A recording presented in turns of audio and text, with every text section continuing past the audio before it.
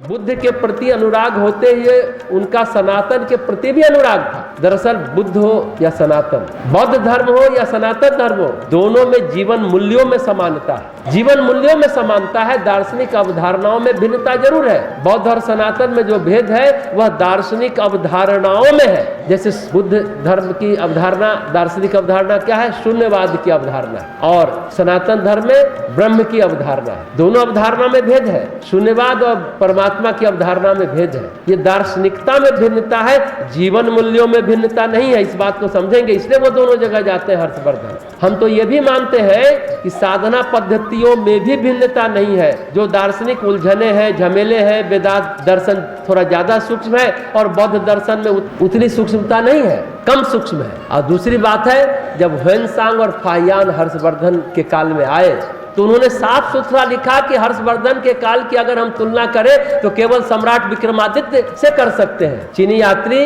ह्वेनसांग कहता है कि लोगों के घरों में ताले नहीं लगते, मनुष्यों के लिए नहीं, पशुओं के लिए लोग दरवाजे लगा देते, पशु भीतर घुस न जाए। मनुष्य का आगमन चाहे वो किसी भी जाति का था, उसका कोई प्रतिबंध किसी के यहाँ नहीं था। चोरी जैसी घटना सुनने को मिलती नहीं थी।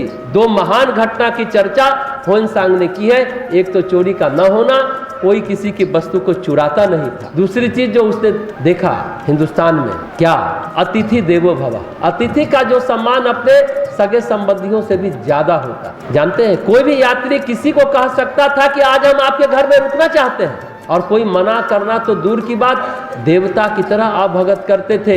ये है हर्षवर्धन का काल। कल्पना कीजिए क्या अद्भुत काल रहा हो, कैसे कैसे लोग रहते होंगे। आज कहाँ गए वे लोग? आज वैसा लोग दिखता कहाँ है? कोई अपरिचित दरवाजे पर आता है तो भय होता है, पता नहीं किस लिए आया, क्यों आया है, इसके मन में क्या चल रहा है, इतनी मीठी मीठी बातें क्यों कर रहा है। हर्षवर्धन का काल और आज का ये कली काल बहुत अंतर आ चुका है। कम से कम जाने, समझे, अपने जीवन को उस अनुरूप ढाले।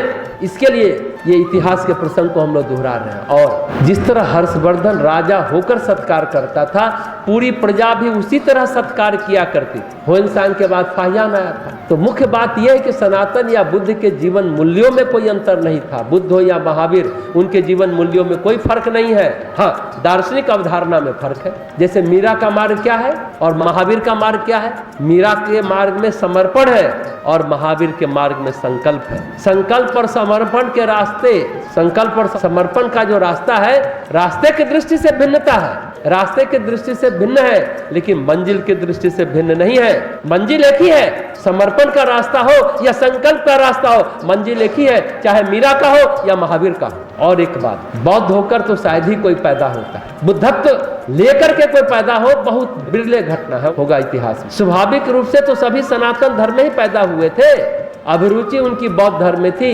जैसे किसी को कृष्ण बहुत अच्छे लगते हैं तो किसी को राम बहुत अच्छे लगते हैं, किसी को गायत्री माता अच्छी लगती है, किसी को शंकर भगवान अच्छे लगते हैं। ये अलग बात है, ये अपना अपना व्यक्तित्व के अनुसार चरित्र के प्रति आकर्षण है, समर्पण है। एक व्यक्तित्व के दृष्टि से और एक चरित्र के दृष्टि से समझने की बात है, ध्यान दें आप। चरित्र उसके जीवन मूल्य होते हैं, किन मान्यताओं को मानता है, किन परंपराओं को मानता है, किन नियमों को मानता है। व्यक्तित्व और चरित्र में यही अंतर है कि व्यक्तित्व में हम समग्रता से सभी को दिखाई देते हैं, यानी हमारा चेहरा दिखता है, व्यक्तित्व दिखता है, इस आधार पर हम व्यक्तित्व की परख करते हैं। जीवन मूल्य लेकिन हमें धीरे धीरे समझ में आता है। चरित्र धीरे धीरे दिखता है और धीरे धीरे समझ में आता है। चरित्र उसका धीरे धीरे प्रकट होता है। किसी करिश्माई व्यक्ति की चर्चा हमने सुनी, तुरंत पता नहीं चलता, धीरे धीरे पता चलता है वो व्यक्ति व्यवहार में कैसा है। चरित्र हमारा उसके व्यवहार और आचरण पर निर्भर करता है। चरित्र उसका जो है ना, हम कब समझ पाएंगे? उसके व्यवहार और आचरण।